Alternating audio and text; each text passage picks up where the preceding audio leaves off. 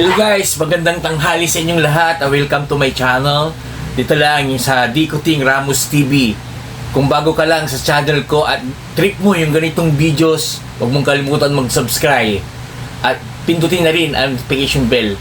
Samahan niyo ako guys, punta tayo ng San Fabian, Lecub, Pangasinan, kung saan doon tayo mamimitas ng sariwang gulay. Cut muna tayo.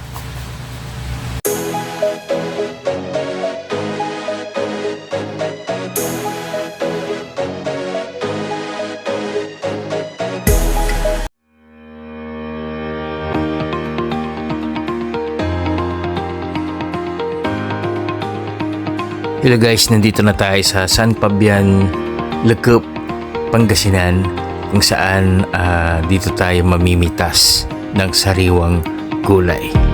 Tara guys, samahan niyo ako.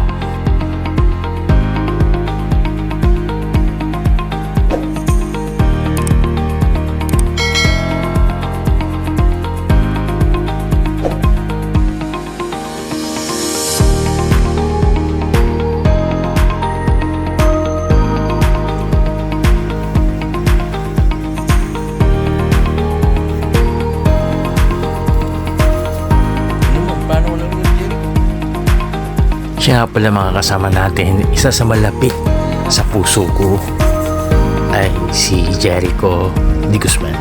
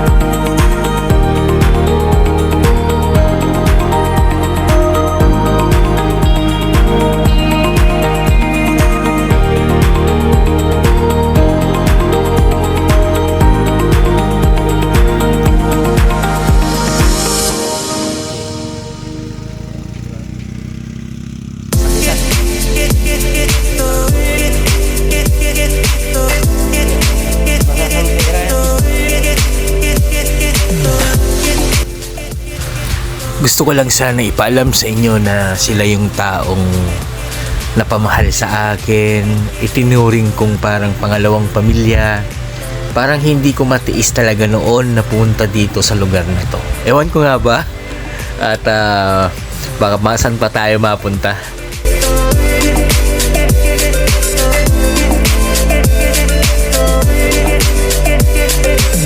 Kamuti wa, ano si kamuti? Mambungay kamuti wa. Matutan eh.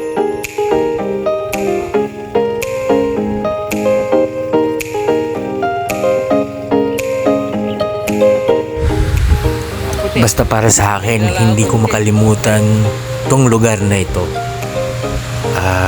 basta napamahal sa akin yung mga tao dito. At ganun din yung turing nila sa akin, parang pamilya na talaga, as in. So ngayon, nagkakaroon na naman ako ng emotional. Kayo kasi eh.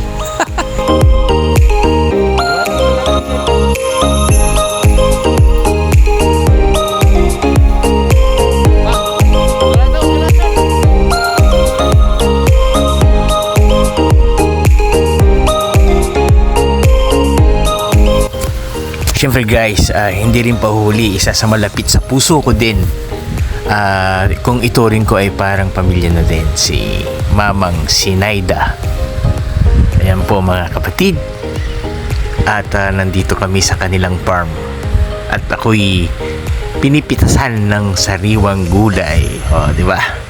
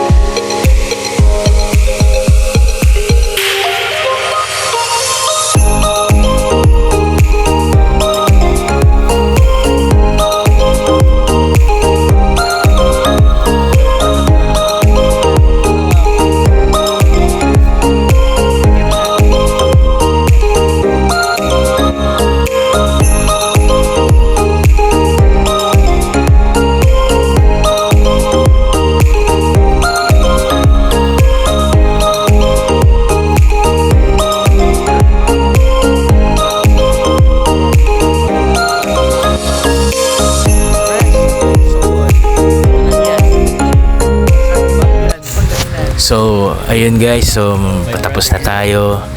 So, ito lang masasabi ko sa pamilyang ito. Mamang, Papang, Jericho, Jeremy, Jervin, Erica, Mary Joy, Jervin, Uncle Domeng, Uncle Ibot, lahat po kayo dyan, maraming salamat sa pinakita niyong kabutihan para sa akin. Hindi ko po ito makakalimutan sa inyo. Maraming salamat, tinuring niyo akong parang isang pamilya talaga. Pero ika nga, sabi nila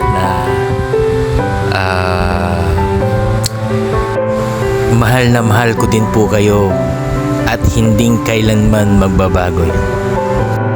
Hello guys, hanggang dito na lang tayo. Kung bago ka lang sa channel ko at trip mo yung ganitong videos na to, huwag mong kalimutang mag-subscribe. Pindutin na rin ang notification bell para maging updated kayo sa lahat ng videos. Paki-comment down below na rin kung anong masasabi nyo sa lugar na ito. Ayun guys, hanggang dito na lang. Peace out. God bless.